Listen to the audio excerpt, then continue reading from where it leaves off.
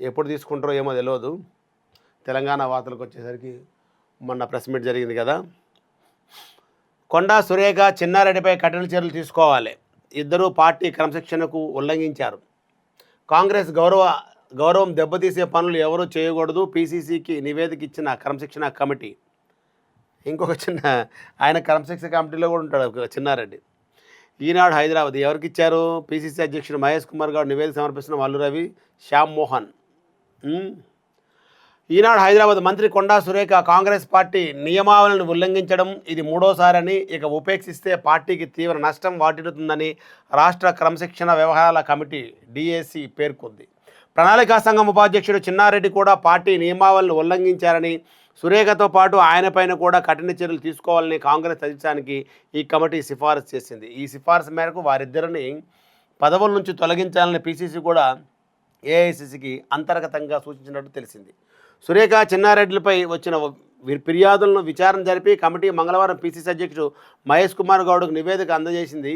DAC chairman Mallu Ravi, ఉపాధ్యక్షుడు శ్యామ్ మోహన్లు నివేదికను అందజేశారు.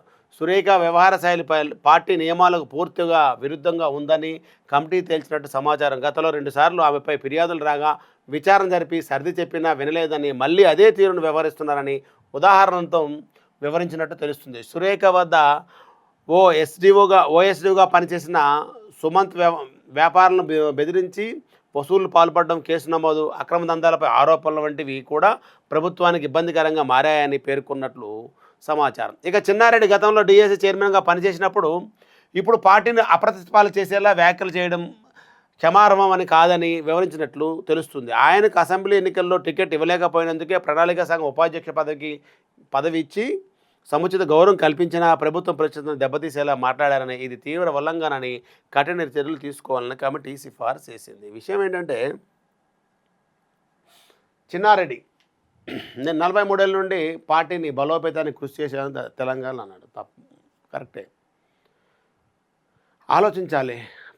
పీసీసీగా రేవంత్ రెడ్డి ఎన్నికైన తర్వాత పార్టీ అంతకుముందు ఎలా ఉండేది, అసలు మీ పార్టీ ఇక్కడ తెలంగాణలో లేకుండా చేసే పరిస్థితి కూడా చాలామంది బీఆర్ఎస్కి రావడం జరిగింది. ఆ రోజు ఆయన పీసీసీకి వచ్చినాక పాదయాత్ర చేసినాక, అంటే ఒక కాంగ్రెస్లో ఏంటంటే ఈ ఫలానా వ్యక్తి ముఖ్యమంత్రి అని చెప్పి ఎలక్షన్కి వెళ్ళరు ఎప్పుడు కూడా, ఎవరో సీల్డ్ కవర్ అది. కానీ వైఎస్ రాజశేఖర రెడ్డి పాదయాత్ర చేసినాక ఈయన ముఖ్యమంత్రి అని చెప్పి అందరూ కూడా సమర్థవంతంగా సపోర్ట్ చేశారు. ఆ రోజు ఆయన ముఖ్యమంత్రి అయ్యారు. అలాగే పీసీసీ అధ్యక్షుడిగా ఉన్న రేవంత్ రెడ్డి పరిస్థితి కూడా అదే. ఆయన కూడా ఈయనే ముఖ్యమంత్రి అని విధంగా అందరూ ఓట్లు వేయడం జరిగింది. అంతేగాని ఎవరికో ఇస్తారు, సీటు కవర్ వస్తుంది, ఫలానాలు వస్తారు అని చాలామంది అనుకున్నా సరే 90% ప్రజలు మాత్రము రేవంత్ రెడ్డి ముఖ్యమంత్రి అని వచ్చారు. అలాంటప్పుడు మీ సీనియర్లు ఏం చేశారు? మీకు టికెట్ కూడా రాని పరిస్థితిలో ఉన్నప్పుడు చిన్నారెడ్డిగా అనుకుందాము, మరి ఎందుకు 42 ఏళ్ళు ఉన్నావంటే ఏం చేయాలి? ఒక్కొక్క టైం అయిపోతుంటుంది. ఒక్కొక్క టైంలో పార్టీ నీకు దేవుడు లాంటిది, అండలాంటిది, తల్లి లాంటిది అనుకున్నప్పుడు ఏం చేయాలి? ఆ పార్టీ కొరకే పనిచేయాలి. పదవులన్నీ చూసిన తర్వాత పార్టీని బలోపేతం చేసుకోవాలి. పార్టీలో వచ్చే వారసుల్ని, వచ్చే వాళ్ళని, యువతరాన్ని వాళ్ళకి ముందు తీసుకొచ్చి, అబ్బా చిన్నారెడ్డి గారు ఉన్నారబ్బా చాలా మంచివారు, చూడండి పార్టీలో పదవి ఇవ్వకపోయినా పార్టీని అప్రతిష్టపాలు చేయకుండా ఎంత మంచి పనులు చేస్తున్నారు, ఇలాంటి యువతని ఎంకరేజ్ చేస్తున్నారు అన్నట్టు ఉండాలి. అది వదిలేసి మీరు ఎప్పుడూ అలా ఆ ఎమ్మెల్యే వచ్చిండు, మా వాళ్ళు దగ్గర రానివ్వట్లేదు, మీ వాళ్ళు, ఇదేంటి సార్ ఇది కరెక్టేనా? ఇంకొక విషయం, ఇక్కడ కొండా సురేఖ విషయం వస్తే ఇంకా అంటే చిన్నారెడ్డి మీద క్రమశిక్షణ చర్యలు తీసుకోరేమో అని ఒక డౌట్ ఉంది. ఎందుకంటే ఆయనకు మందలించి ఇష్టం ఉంటే ఉండండి, లేకపోతే లేదు, మేము తీసేస్తే అది మీ వయసుకి గౌరవించినట్లు కాదు, కాబట్టి ఇకనైనా మీరు మారుతారని ఆశిస్తున్నాం, లేదంటే మీరు సైలెంట్గా ఉండడానికి అంటారేమని అనుకుంటున్నాం మన లెక్క ప్రకారంగా. ఇంకొక విషయం, ఇక్కడ కొండా సురేఖ పరిస్థితి ఏంటంటే బర్తరఫ్ చేసే ముందు ఆమె రాజీనామా చేస్తే బెటర్. మంత్రి పదవికి బర్తరఫ్ చేస్తే అంతకంటే సిగ్గుచేయట్లేదు.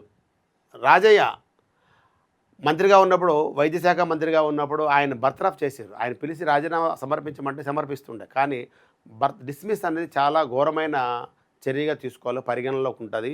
అది మీ యొక్క మచ్చ, ఆ మచ్చ ఎప్పటికీ ఉండిపోద్ది. అలానే కొండా సురేఖ పరిస్థితి కూడా అదే అవుతుంది రేపు. బర్తరఫ్ కానీ జరిగిందా చాలా ఘోరమైన పరిస్థితులు ఉంటాయి. కాబట్టి దయచేసి ఇప్పటికైనా గమనించి, గుర్తించి మీరు రాజీనామా చేసి పార్టీ కూడా రాజీనామా చేయండి.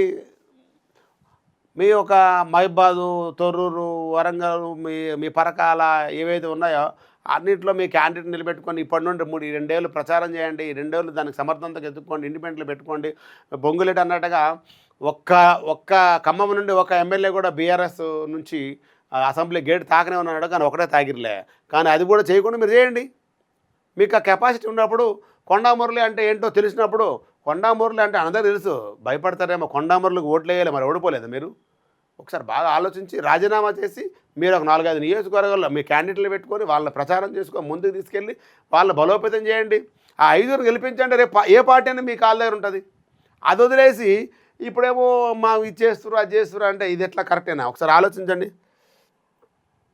ఇంకోటి, క్రమశిక్షణ చర్య అనేది ఒక ముఖ్యమంత్రి స్థానాన్ని గౌరవించాలన్నప్పుడు ఆ ముఖ్యమంత్రి స్థానాన్ని, వాళ్ళ కుటుంబ సభ్యుల్ని వాళ్ళు దూషణలాడినప్పుడు అలాంటి వ్యక్తుల్ని ఎట్టి పరిస్థితుల్లో ఉపేక్షించకూడదు.